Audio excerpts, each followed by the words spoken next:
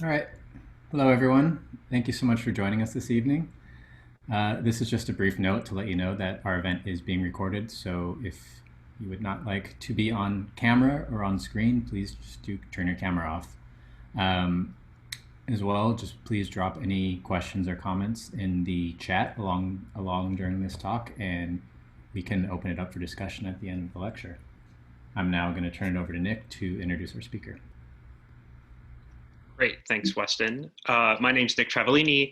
I'm a member of the New School Policy and Design for Outer Space and also a student in the Liberal Studies Department at the New School for Social Research. NSPDOS is honored and very grateful to have Professor Valerie Olson with us tonight to speak in our Transceiver series. Professor Olson is an associate professor at UC Irvine in the Department of Anthropology. She focuses her research on contemporary sociocultural processes and what counts as environments and understanding how groups use the concept of a system to organize and perceive the world.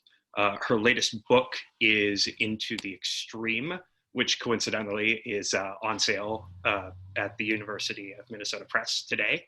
And she's also working on a number of other projects that include a new book that she's working on around theories and methods in anthropological ethnographic research. So please keep an eye out for that. And Professor Olson, thank you so much for joining us today. We really do appreciate it. You've been so kind to us in our interactions, to me especially personally, and we're really grateful to have you here to support the next generation of critical space studies.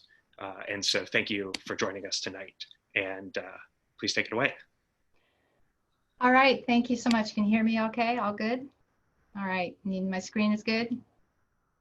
I know it's funky again, but I think we'll just stick with it. Yeah, so good to be here. Thank you, Nick, and thank you everybody for the invitation. You know, I'm really thrilled to be here to address you all and to really dig into some of the things I've been thinking about for a while, and really kind of get into a dialogue. Hopefully at the end. I think that this talk will only be about 35 minutes long, and I'm hoping that we can open it up and talk a bit more. So I'm thrilled to see many friends online here today.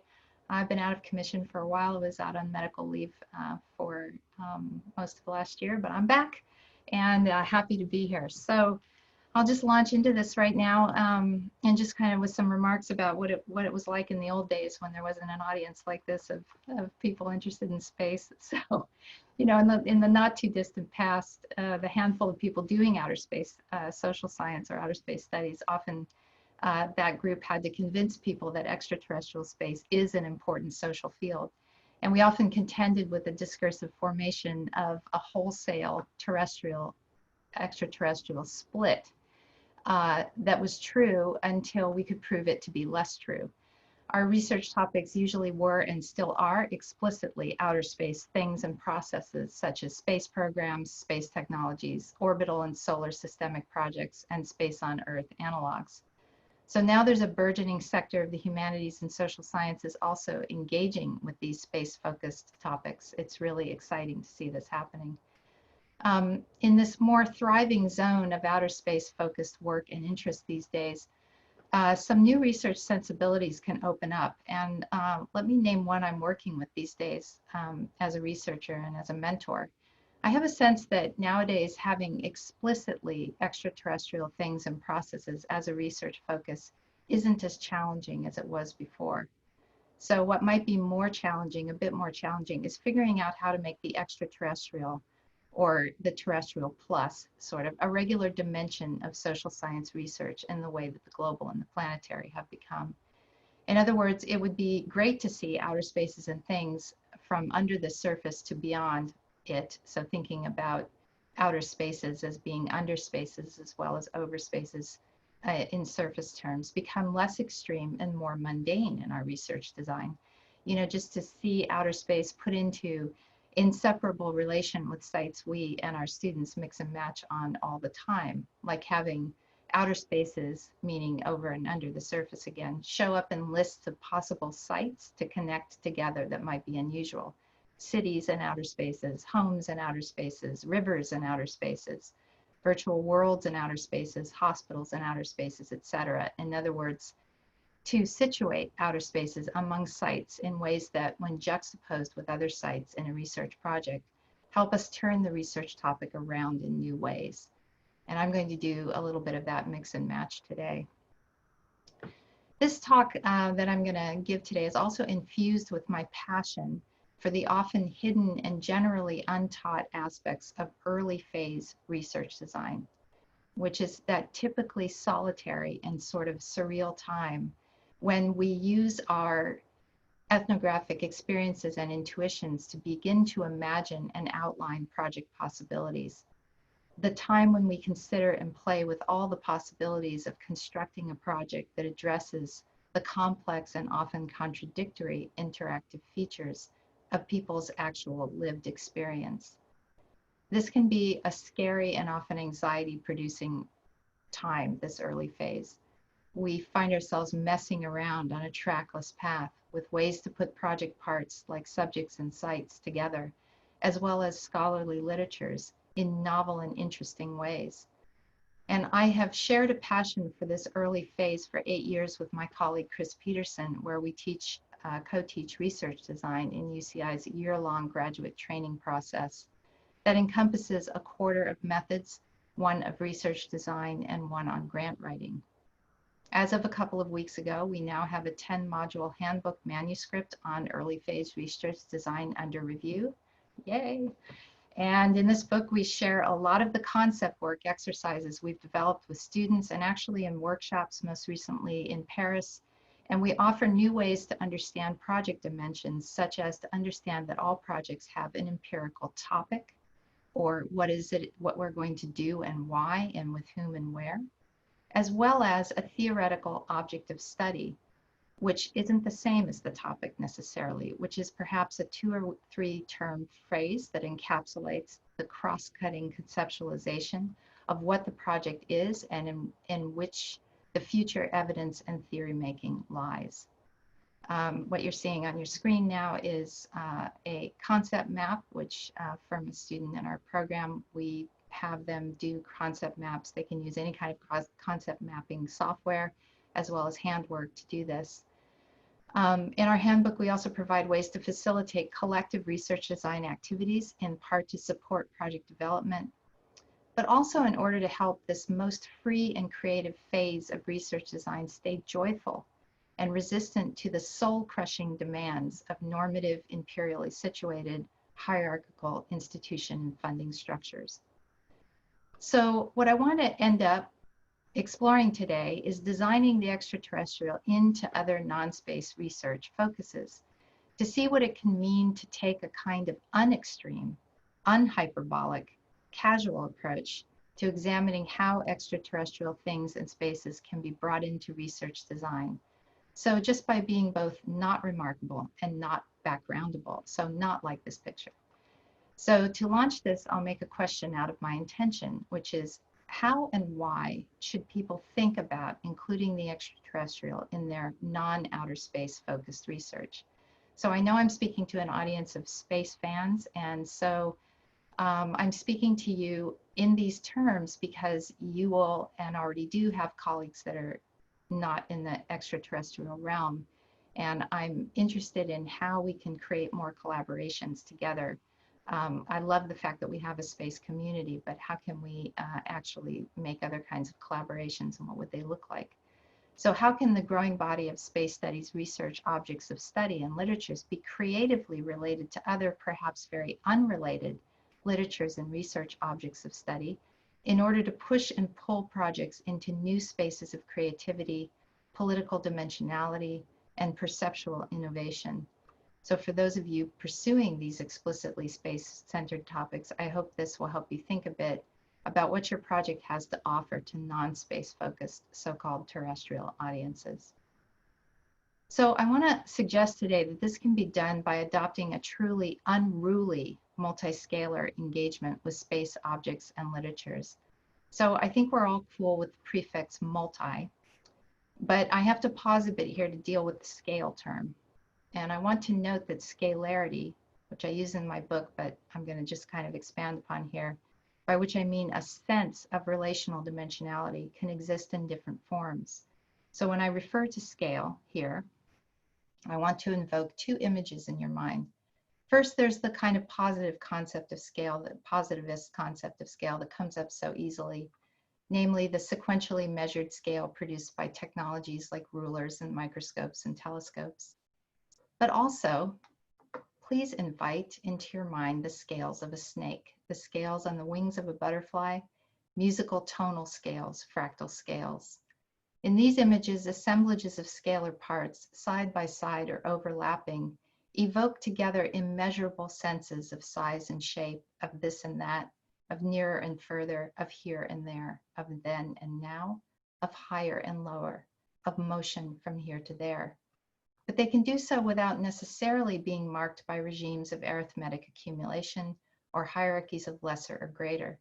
These scaly images invoke a looser felt sense of different and contingently connected forms along a gamut, forms that can be interrelated in interesting ways without the progress or the rank. By imagining scalarity this way, I'm just advocating in a more explicit way for the contemporary extraterrestrial to find a space in research design, specifically because of its more than earthly multiscalarity, where things are in relation, as Karen Barad has pointed out, at a distance and despite hegemonic concepts of distance. Outer space is a space in which to attend to both kinds of scalarity, the more hegemonic sense of a modern zone of measured progressive scalarity, one that inspires and enables engineering and all the technologies that make it possible to relate to the extraterrestrial in a different way, but also other sensed scalarities of close and far, here and there, then, now, relation. So I have some examples of how space studies work is helping me in my non-outer space focused research these days, and in that of some students I'm working with. But before I go there, I want to start by acknowledging extraterrestrial ethnographic work that critically and expansively addresses and has addressed in innovative ways various hard or flexible cultural modes of positivist scientific scalarity. I'm referring to scale in the Western cosmological lexicon, which refers to the sequential and often quantifiably ordered this to that aspects of things or spaces. We're all familiar with scholarly adoptions of that common scale concept, and also recent, I'm thinking of Anat Singh and others, anti-scale critiques. Addressing how this positivist form of scalarity works head-on has been important for people, including me, doing ethnographic work focused on the extraterrestrial as it is produced in Western and colonial settings. In these settings, outer space occupies a scalar pride of place position as a macro or total scale mapped onto Western conceptualizations of heavenly and destined space. Space studies scholars working with this form of scale, what we might call vertical scale, have opened up the profoundly broad critical examinations of earthly micro to interstellar macro, or Earth near to space far dimensions. The work of Deborah Battaglia, Stefan Helmreich, and Lisa Messeri helps me and others bring space into view in domains where such micro-macro or near-far measured scales are baked into orderings of identity, life, and placemaking. There are others who focus on these scales as well, and I'll come back to that later. But for now, I want to acknowledge this work. Battaglia's investigations of more than terrestrial subjectivities inspires thoughts about what we might call trans-terrestrial subject formation, to which I will return later as well. Helmreich's work on how engagements with microbial life shape scientific scalar actions and imaginaries from deep within to far beyond Earth remains a sentinel guide in this process. Messeri's work on outer place shows how the practices of placemaking on Earth and in space scale in parallel, in resonance, from imagining local to planetary processes of habitability as well as near to far senses of emplacement.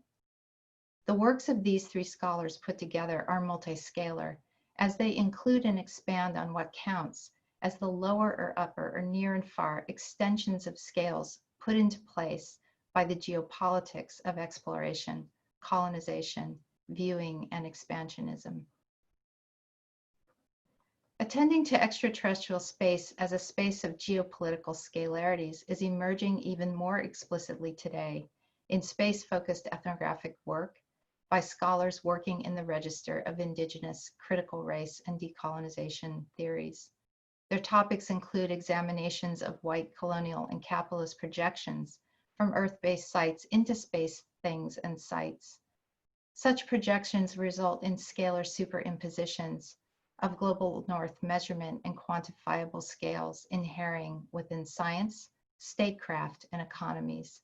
I'm thinking here, for example, of the work of Hi'ile Julia Hobart on Hawaiian indigenous resistance to measurement-based near-far colonial extensions, in which telescope building on Mauna Kea is implicated. In this case, she examines how the appropriation of unceded indigenous sacred space extends into extraterrestrial space via space object discovery and naming projects. She writes about the ways that these colonial extensions relies on what she notes as measurements of absence. She argues that the counts of relative absence of qualities of life and air on the mountaintop and in extraterrestrial spaces creates a de facto appropriation of a near and far terra nullius. In this case, outer space is colonial high ground that is also ungrounded, adding a kind of immateriality to the materiality of colonialism that scales across the terrestrial. I also think of Julie Klinger's work on the various geopolitical scalar superimpositions that link Earth with outer space. Her recent and important review of geopolitical space begins by signaling her attention to outer space's multiscalar aspects. Although she doesn't define the term multiscalar, her work surveys how space has become what Joe Masco will call an operational theater for micro to macro scale dimensions of social, scientific, and political discourses and possibilities for action. In all of these works I've described so far, explicitly outer spatial things like orbits, uninhabited ground, telescopes, distance, and extraterrestrial chemical landscapes are the focal point of topical interest. I have also focused on explicitly outer spatial things like US space stations and astronaut bodies, and subjectivities and nationally monitored near-Earth asteroids. But trying to figure out how national civil space programs coordinated ontologically disparate categories brought me face to face with a bunch of different scales. When I designed and conducted my research, I wasn't designing in the extraterrestrial to another research question. I was designing a way to figure out what kind of space extraterrestrial space is in US work sites. As Stefan Helmreich helped me to think through my project in graduate school, we bandied around the idea that I should pay attention to the problem of whether space was a part of nature. But I discovered that in domains of nation building and empowerment in those domains, space isn't space or nature, it's environment. And it was the concept of environment, of surrounding, which provided the scalar context for spacework's near far, this, that, here, there logics. For example, astronaut bodies existed in vertical biomedical scalarity of quantifiable relations, of cells to habitable colonial life pods. Space stations scaled the technical concept of habitable space vertically as well, from home space to national earthly space to manifest destiny space of capital and extraction elsewhere. Asteroids, the object I found really scalar, scaled slightly more three-dimensionally within the scientific concept of ecology, in which they created a scalar ecology of relations that could be controlled and of a promissory capitalist economy of scale from the Earth to the solar system edge. But whereas the topic of my ethnography was outer space in and of the US, the object of study, The concept that made all of these scales connect, all of these topical dimensions connect and overlap and move together in that snaky form, and which had the potential to connect with other terrestrial projects, turned out to be the system concept. When I analyzed my data early in my fieldwork, all talk was systems talk and all things were systems. This was the classic version, a kind of imprecise and messy term. System was an amorphous thing that is a meshwork of parts that is also greater than the sum of those parts. The system concept we think with and experience today was established in 17th century European philosophy and science after problems about how to reconcile ideal astronomical models with actual observations created the need to conceptualize and calculate how cosmic things are inherently interrelated rather than just being in and of themselves.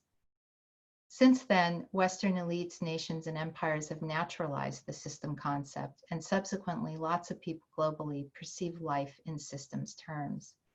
And it is not just a term that revolutionized the West's scientific understanding of relationality. It is also a tool of social control. We live in systems, we complain about systems, we want better systems, and we try to escape the system. But systems are quite literally, as architecture historian Carolyn Jones says, turning inside our institutionalized bodies. So I'm interested in what forms of thought, affect, taxonomies, and social practices result from systems work, and which in turn system works makes. We may need to understand systems better, but we also need better understandings about what system does as a social technology of reality. Systems, according to contemporary complex systems theories, keep their shape and function in relation to an environment or each other. But systems don't necessarily have an inherent ordered pattern of scale, no inherent orderly sequential power of 10 version of themselves, and yet they do scale things. I found that the system environment dyad didn't create a simple abutting of terrestrial and extraterrestrial spaces, but that allowed terrestrial and extraterrestrial things to overlap, to coordinate across boundaries and through extreme difference. So in my work, it wasn't space that was multiscalar, it was system, which was more specifically a multiscalar device. While spaceflight technical experts do deploy scale and scalability as precision tools, I detail in my book how systems building creates equally powerful sensibilities of scalarity. What I mean by this is that spaceflight practitioners and advocates routinely make systemic things and processes seem contiguous or related at scale, such as linking home spaces with planetary spaces, particular human consciousnesses with cosmic systems, and particular human footsteps on planets with wholesale human evolution. Rather than precisely continuous arrangements of scalar relations, these affective and speculative jumps and connections can represent what Timothy Clark describes as a scalar derangement of political, scientific, and experiential elements that nonetheless become perceivable and legible. So making those leaps without necessarily having to explain why they're connected. I would submit that derangement of scale can result in normative or hegemonic or otherwise ways of thinking about the extraterrestrial as disconnected from or connected to the terrestrial. So that's a research problem that can occupy us in many ways. In that way, I attended to how spaceflight systems work supports imaginations of environmental relations and scalarity beyond everyday experience, but which also produce an everyday extensive political systematicity. This systematicity doesn't just apply to machines and bodies. It applies also to senses of self, which is of interest even if you don't care about outer space or the extraterrestrial. Today, spaceflight is used in US schools to represent and illustrate national technoscientific prowess, and also to illustrate systems thinking. Spacecrafts are represented as analogous to spaceship Earth. Astronauts are represented as exemplary system subjects in the most intimate relationships with their built environment. As public examples of systemic integration, The astronaut's exemplary systemic subjectivity validates the state-sponsored idea that people belong, not just to a nation, but to its interlinked systems. Today, government strategies such as STEM education standards are elaborating what Marilyn Strathern calls epistemic relational thought. In 2014, system and system models were named as core cross-cutting concepts in the US government's nationally mandated Next Generation Science teaching standards. These standards established K-12 schedules for exactly how to teach science, technology, engineering, and math. They also formalized the making of what science educators now call systems literacy. To emphasize the political implications of this, these standards attempt to make good subjects based on common ontological understandings of all things as systemic parts, personal bodily parts to solar systemic parts. You are a system within a system. System subjectivity is not just a mode of thinking or comportment to adopt when doing science, technology, and math. It is an expansive subjectivity that is aspirational, moral, and cosmological. And this is slippery. To represent belonging as primarily systemic can demote other social forms of identity and belonging and make them seem secondary. In this project, identity tied to scales of home to community to nation are interrupted by scales of systemic subjectivity that link being a part of a social or economic system with being part of a solar system or any other system, an economic system, a banking system. What emerges here is the role of the extraterrestrial in creating a regime of political systematicity. In this regime, systems of systems are depicted as benign and objective spaces in which to imagine being in relation here and there, past and future, inside and outside. And here's the thing that's happened since my book was published. What I've noticed in the reception of my space work, whether it's in the book or in articles, is that it isn't space as environment that people design into their terrestrial project. It's not that work that interests people really. It's my treatment of the system concept as a relational technology of controlled connection and separation that people seem to find useful in project design and analysis. I'm currently exploring the ways that systemic separation technologies, such as protective gear, were systematized unequally in the Gulf of Mexico during the oil spill as a way to call ethnographic attention to the power of separation. Some terrestrial system-intrigued projects that my space work connects with, bridging the terrestrial-extraterrestrial divide these days, include my colleague Keith Murphy's new book on fonts, in which he's investigating fonts as they are described by font makers as systems, and Nick Seaver's fascinating book on, in progress now, on algorithms.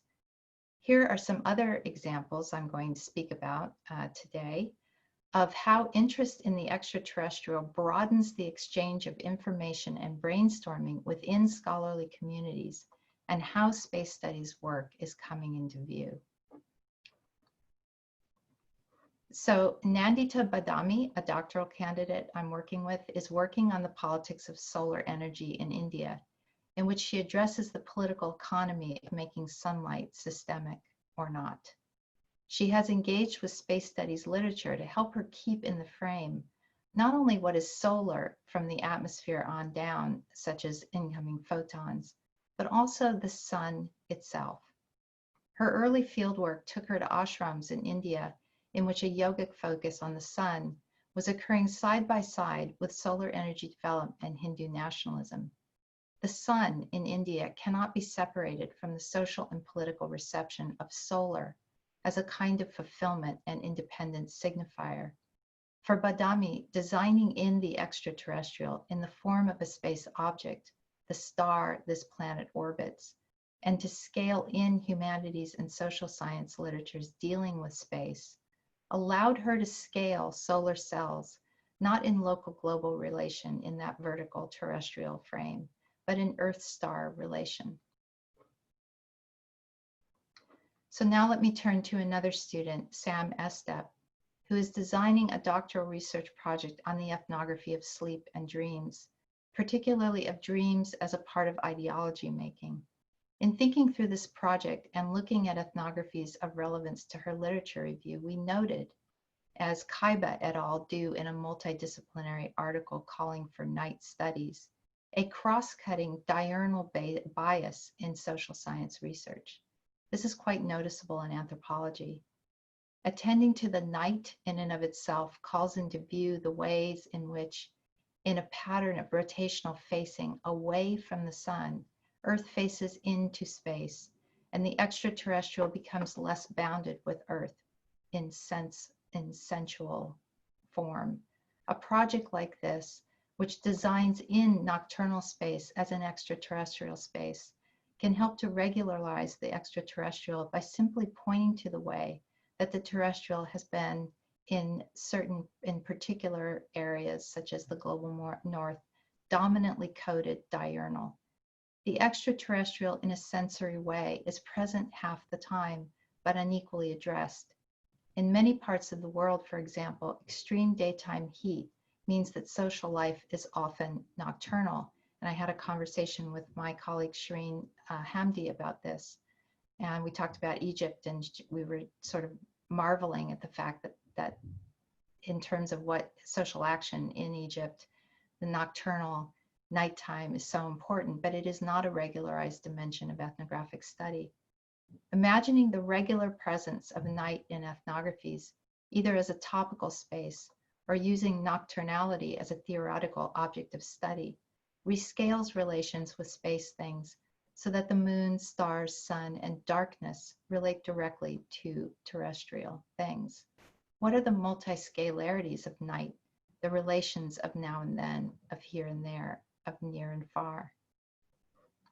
In my next project, I'm back on Earth, embarking on an ethnographic examination of the Santa Ana Watershed in Southern California, which is an increasingly technical recyclical system.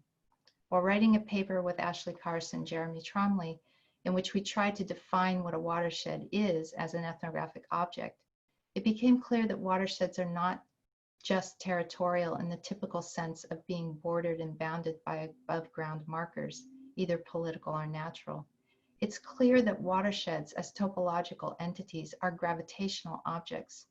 They are defined by water flowing and falling toward a point, but what makes them political in very particular ways, and increasingly so as aridification and salinification become a problem, is the ways in which those points have been re-engineered by colonial imperial projects of diversion and encashment. We turn to David Valentine's work on gravity and gravitational work among new space entrepreneurs to help us think about this. I'm joining these wonderful water ethnographers, and we look to David Valentine's work. We took his provocation to imagine not gravity's consistency, but its dispersed differences and its capacity to be mobilized as a form of power. It's clear that watersheds such as the Santa Ana that I study are not just being constantly hydrologically re-engineered, but gravitationally re-engineered. Watersheds are 3D spaces now, based on the horizontal flow of water itself. But not only that, but of how land and water gravitationally interact, so that studying watersheds is not about studying water as more than itself, conceptually, but as other than itself, physically.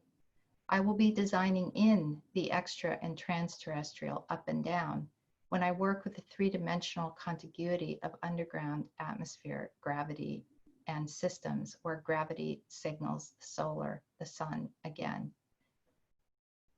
So I want to finish up here a bit early to leave room for questions and discussions. I'm very interested to hear from you how you're experiencing with the process of research on and with other spaces, and to know how people are designing in the extraterrestrial. And that is my short topic, my short topical talk. Shall I stop the share, Nick? Great, thank you so much. I think that you can absolutely do that if you'd like. And thank you so much for that talk. If folks do have any questions that they'd like to ask, if you could type them into the chat, that would be great, so we can identify those. And we can read them out to you, Professor Olson. Okay, sounds great. Yeah. And in the meantime, if there's anybody who, Weston, for example, if you have any questions or any topics you'd like to raise, please feel free as folks type questions into the chat.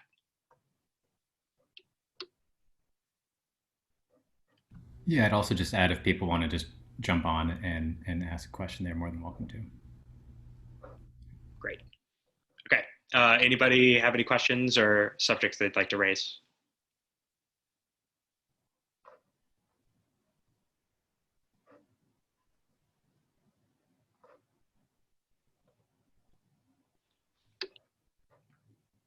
So I have a question, which is, so in your book, one of the ways that folks who are working in NASA talk about a system, and one of the rationale that they project for thinking about things in terms of systems is the danger of being in space. Of course, it's an extremely inhospitable environment, to use a loaded term. And I've got a particular interest in occupational health and safety, and am reading some folks who are drawing on literature around, for example, the Challenger launch decision and how that was created. And so I'm curious if you can say a little bit more about how risk and safety played into how folks constructed systems and understood the systems that they were constructing, both materially and discursively. Yeah, thanks. Oh, absolutely. I mean, I think that the most, the sort of iconic example of this is dealing with the, the health and safety of the astronaut in relation to systems. Was the big problem was to try to make the human a system in order to reduce risk, in order to increase safety. But what it meant was that what counted in a system of systems design process as the element that, first of all, was at risk. Number one, what element is at risk? And they actually use the term element. So you basically, the element can be anything. The element can be an astronaut kidney. The element can be a conduit in the air filtration system, right? So it's an element of a system. It can be small or large. What element was at risk in relation to what other elements? So what that produced, and I wished that I could have gotten a little bit, I found somebody who liked to draw or create a CAD model or something for me to work with, but what were these very odd risk and safety systems in which, and actually I saw one. I was sitting on console at Mission Control, and I wasn't allowed to take pictures, and this was pre-smartphone. So I couldn't take a picture, but I had in front of me, and I talk about it in the book, of this fantastic diagram where the astronaut is parted out into pieces connected to the spacecraft itself, so that you almost couldn't tell what you were looking at. You were looking at a system that the BME, the biomedical engineer, had to look at, but it didn't look like a body, it didn't look like a spacecraft, it looked like a mess. So what ended up happening was the production of discipline-specific or mission-specific systems that had to be considered at risk. And then the question was, who or what was at risk, or who or what was to need to be made safe. So in occupational, in the fields that you're looking at, what always was happening was that the engineers were always, the human folks were always at engineers, or getting upset with the engineers about the fact that the engineers needed to start looking at their systems as safe or unsafe, not in terms of their effect on the human, but to look at the human's safety and wellness as having an effect on the machine. So, one of the things that I would advise you, if you ever go into this as a career, if this is what you're interested in pursuing, is to really get your interlocutors to draw for you exactly the series of connections and separations that they're actually talking about. Because I can tell you right now, it's not a human body and it's not a spacecraft like you think it is. And if you want to help them to understand what the connected parts or the separate parts are that are at stake, having them actually represent that so that you can have an actual discussion about what it is would be helpful. And I kind of picked that up from the RISD designers, the habitability design center folks that I was working with, they got really frustrated because they couldn't figure out why the engineers and the human folks would talk about systems that didn't map onto the objects that they thought they were talking about. And so they began to sketch, and they began to draw and play with these so-called things at risk and things that were supposed to be made safe. And I think it's kind of fun to play with that. So to not think of systems as bounded in the same ontological categories that you grew up with, because that's not what's happening. So I don't know if that makes sense. No, that's great. Thank you. Thank you so much. And it looks like we've got a question in the chat. Dana, if you would like to read that, please feel free. Hey, Dana. Hi. Hi. Thanks for the talk, Valerie. It was awesome. Oh, it's so good to see you. Good to see you too. So I've been thinking a lot about the affective aspects of scale. And so my work is with scientists and how they imagine them, the molecular or microbial in habitable environments, and how to create metrics around them. And so I've been thinking a lot about how movement or feelings and speculation, there's imaginative jumps that scientists do are cross-scalar, and then how that may develop alongside or be these subversions into these geopolitical systems. So any words of how you've engaged with this or just anything in general would be awesome. Thank you. Yeah, sure, Dana. Yeah, Dana's got an incredibly amazing project. She's in the field right now, and it's just so great to see what she's been working on, and I love that question. So, when I was a kid, the affective dimensions of scale, and all the old folks, I don't see any old folks here, maybe, David and I don't know, there's a group of us who grew up remembering Carl Sagan's almost tearful description of billions of stars, and this sort of, the affective sort of impact and weight that could be associated with sort of moving from scale to scale. And the Ames brothers did the Powers of 10, which is a great settler colonial meditation on how to organize here to there and near and far.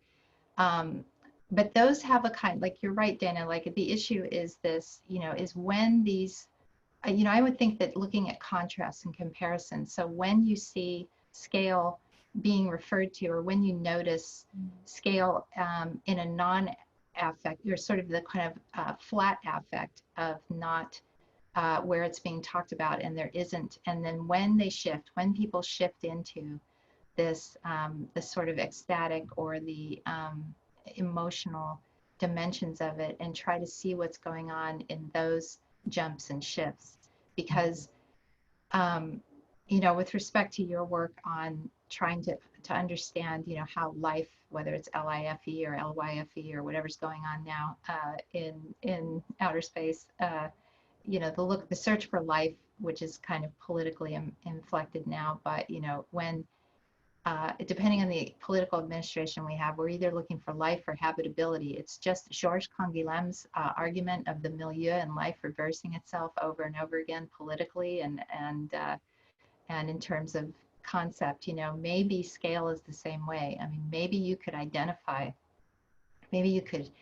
sort of help us understand the multiscalarity that's at work in the fields that you're working in. Don't assume that there's one scale, and don't assume that that people are not shifting between kind of this more amorphous scalarity in which the affect starts to come out because it's linked to other kinds of scale of science fiction, scales of experiences that they've had, their own experiences, versus the kind of statecraft scale that has that Lorraine Daston kind of objectivity, which I know was one of your concepts you were looking at, right?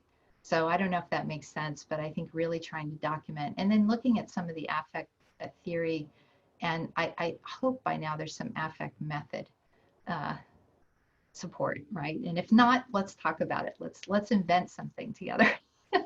So you can do that. Yeah. All right. Sounds good. Thank you for that. Great, thank you, thank you. And we've got a question from Natalia. Natalia, please go ahead if you're comfortable reading your question.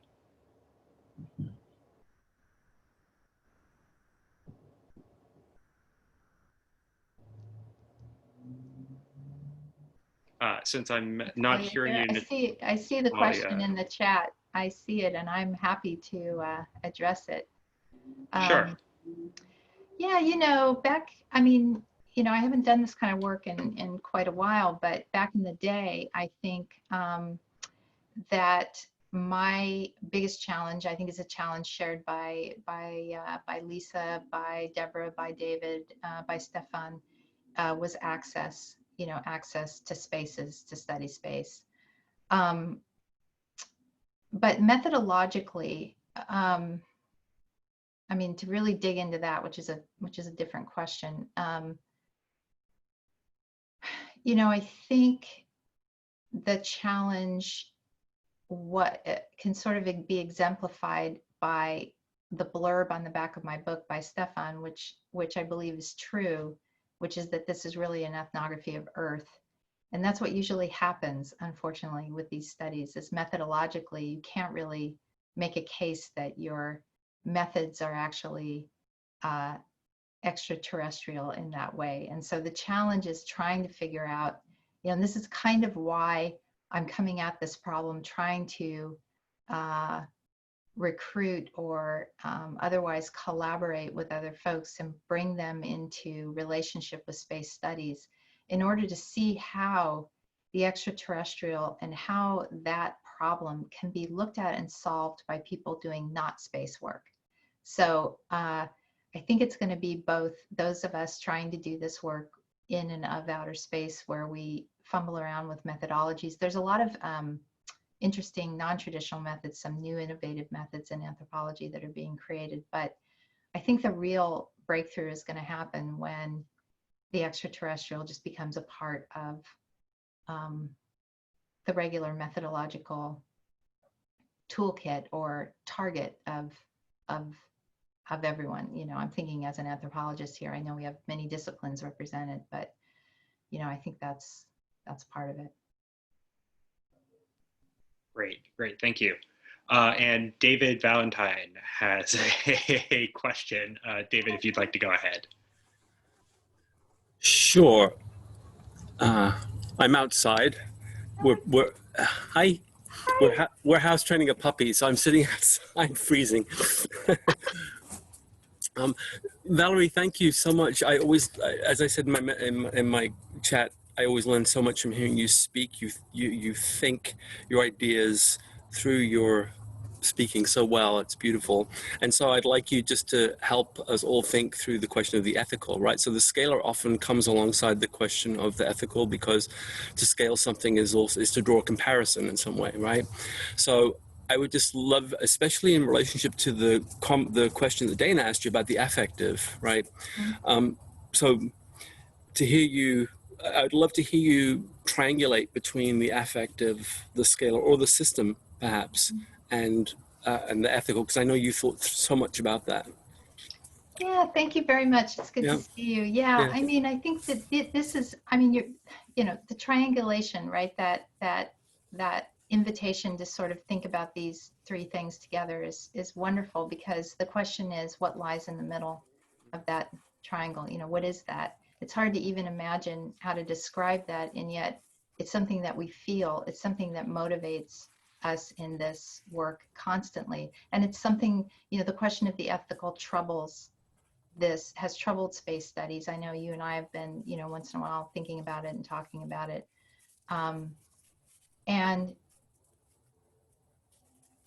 you know, I think that one of the ways that it may be solving itself is the intersection of space studies with indigenous theory, with critical race theory, with ways of thinking about ethics by sort of working with people who have already addressed some of those questions in other domains, and not to assume. I mean, I think what happened to us as space studies people, that we would increasingly encounter, I think, among colleagues or among people that we were trying to interact with, was an assumption that the extraterrestrial had been so overcoded with the colonial and the imperial that ethics as a dimension was not going to be, was already pre-written. The ethical landscape, the ethical space was already there. And the question is, I think to a certain extent, is if the extraterrestrial becomes, or if we can begin to do work in a way that sort of makes the extraterrestrial not considered to be a dividing a line of a space of the unethical or the post-ethical or something, and the terrestrial as the home of ethics. I don't really have an answer, I think, specifically. I think it's a matter of practice. I think it's a matter of collective interaction. I think it's actually happens at the level of collegiality. I think at the level of our own friendships and interactions. And, I know that's not a satisfying answer, but that's where I kind of go with this. I don't know. What have you been thinking of it these days?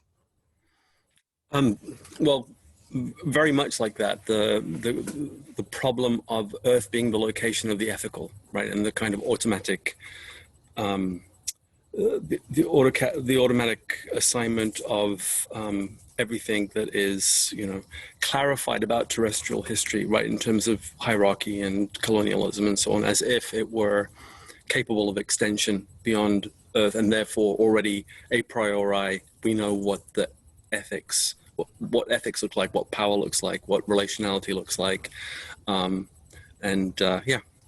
So thank you. That was a lovely way of putting it. It was lovely to hear you talk. Thanks, David. Thanks. Good luck with the puppy. Thank you. Great, thank you. And it looks like Lisa has a question in the chat. Lisa, if you'd like to go ahead. Lisa! Hello. Yeah, thank you, Valerie. It was so I really enjoyed listening to this, and I think it's incredibly valuable, this way of thinking about how the extraterrestrial can be part of all these terrestrial projects. But something that you were talking a little bit in the talk about the afterlife of your work, and something that's really struck me, and I think it's of a piece with this, and with you being asked to talk amongst this group as well, is the connection with design. And so you invoke design in like research design and kind of the other conceptual work that you've been doing. But then there's also this way in which design as a more formal discipline has been quite intrigued by these outer space studies, and it's a beautiful puzzle. And I think I mostly just marvel at it, given how terrestrial design seems, if we're not thinking about, space design. But I don't know. Yeah, I just wanted to hear your thoughts on design, as I'm sure you have more than what you were able to cover in the talk. Yeah, thank you. Thanks, Lisa. Yeah, I actually did deliberately introduce this other angle on design, on research design, because I wanted to kind of create something funky here and see what happened, because I know we have designers here in the audience, and I know that this network is, in particular, some serious design work is going on, and some real, dealing with real problems around space, space travel, space engagement. And so I wanted to try to kind of talk about the problem of research design, because we all, no matter what our projects are, we all start out in that funky space of trying to figure out, like, what am I going to do now? And what could I possibly think about now? What could I possibly do? And, I want to plug Keith Murphy's work. He did an annual review of anthropology piece on the anthropology of design, an ethnography of design. That's a really interesting piece. And he defines design in it in a way that I think is pretty great, which is that design is just the act or offering of provisioning people. And I think, if you think of research design as kind of provisioning the process of knowledge production, and space design is sort of provisioning the way that the terrestrial and the extraterrestrial can be bridged by our bodies and by our experiences. I think that, you know, maybe this gets back to David's question about the ethical, that there is kind of an ethical, there is an ethical imperative, there is a kind of an interest or an ethical interest in how to think about design this way.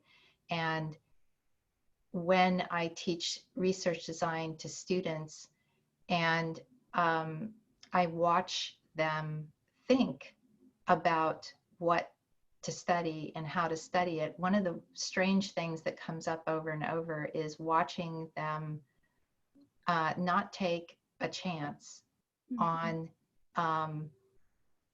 you know, it's like think about this way, you know, we talk about a literature review, we do a literature review and it's always, you know, the story is always, I'm going to bring these three literatures into intersection with each other. You know, it's like anthropology of economic anthropology, STS, and, you know, environmental anthropology or something like that. And there's a lack of, you know, there's a caution and a way in which they won't take a leap to go and sort of find another literature, find something strange to add into that mix, something that pulls that apart, something that causes, you know, a surprise or something that their project kind of leans into. And I think, you know, I think that maybe with space design, one of the reasons why terrestrial designers or people interested in terrestrial design are so interested in space is that the extraterrestrial is that element.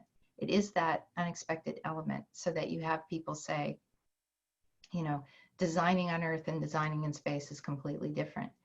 But what would it mean, you know, across the board to bring that element into design in all of its forms?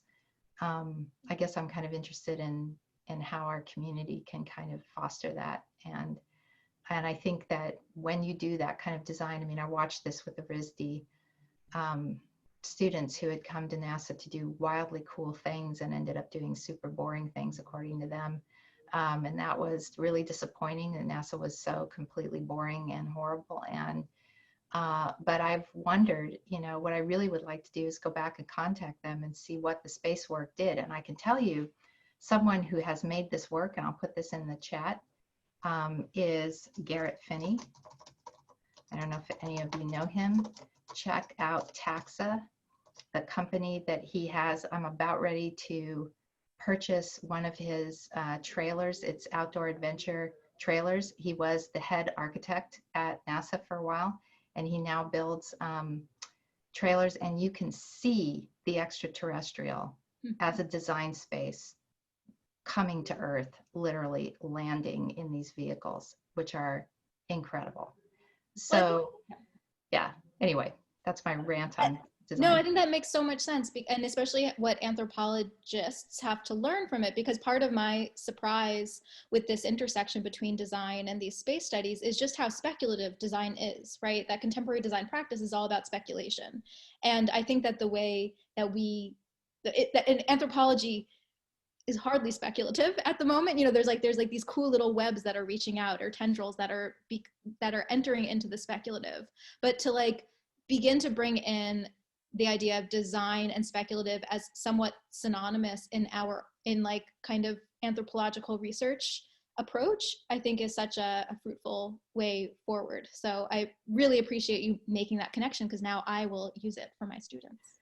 Well, thanks. Yeah. And we also, you know, the other part is the intuitive, right? And I think that people who design for outer space, and this is Garrett's thing, you know, you gain a habitus, you gain an intuition that you bring with you, even though you haven't been to space. You gain this really interested intuition that also functions in a speculative way that you can bring into that space.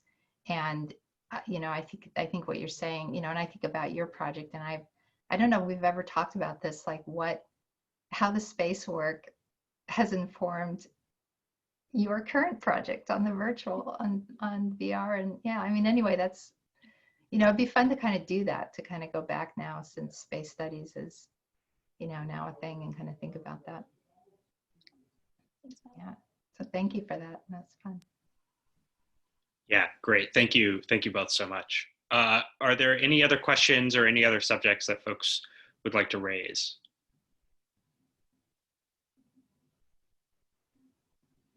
Oh, Great. We got another question. Tamara, if you would like to unmute yourself, please go ahead. Yeah, hi everybody. Yeah, I was wondering, it's more a comment than a question, and I think it of course depends on what we are talking about. But for instance, in certain areas of outer space activities, like let's say space mining, I mean, I've attended some conferences in which space mining companies were insisting very much on bringing terrestrial mining companies into their projects, you know, to support them, to fund them, etc. So I was wondering if maintaining this boundary between the Earth and outer space can also be a site for political resistance of some sort. Thank you. Thank you, Valerie.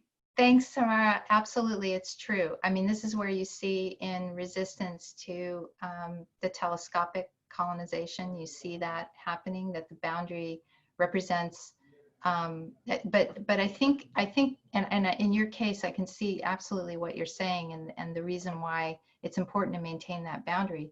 But I think the complexity of, for example, the indigenous resistance to the telescope emplacement is both is sort of double in the sense that there is a need to maintain that boundary, and you know there is a sense of that the boundarylessness of capital and moving in that direction. But the other thing is that is among peoples that are doing that kind of work, that understanding that the imposition of that boundary. The question is, what is that boundary? Who defines that there's a boundary? You know, what you know, who's saying there is, and what is it? Because on the other hand, there's a sacred contiguity between space and Earth for people that are involved in the resistance on that project. And so on the one hand, you know, there's this interesting paradox, and it's only a paradox in Western terms. There's only a need to sort of define a boundary or not, or maintain a boundary or define one by not seeing the ways in which just the very nature of the either or dimension of it creates the very problem that's being put into place. And the mining, you know, is a perfect example of that. I think that the assumption is in the mining issue that there is this boundary that allows there to be no consideration from the atmosphere up to what's done, and currently in orbital space you can see that as well. So I think the problem is exactly this either or idea of a boundary. So that would be my response. So thanks. Yeah. Great. Anyway, really good question, and just really, really vital right now. Absolutely. Great question. And I think we're over time. We're over the top of the hour. So Professor Olson, thank you so much again for coming and speaking. Thank you for taking all of these questions. This was amazing. This was a really, really fantastic talk and conversation. So thank you for coming and being with us this evening. Thank you to everyone who came out to attend tonight. And we wish you all a good evening or good day, or wherever you are, however you are. Be well. Thanks, everyone. I really appreciate this opportunity, and let's all stay in touch and keep in touch, and reach out if you want to, and I'd love to connect with you. And thank you so much to the group here for inviting me. This is fantastic. I really appreciate it. Thank you so much. Thanks. Take care. All right, take care. Bye-bye.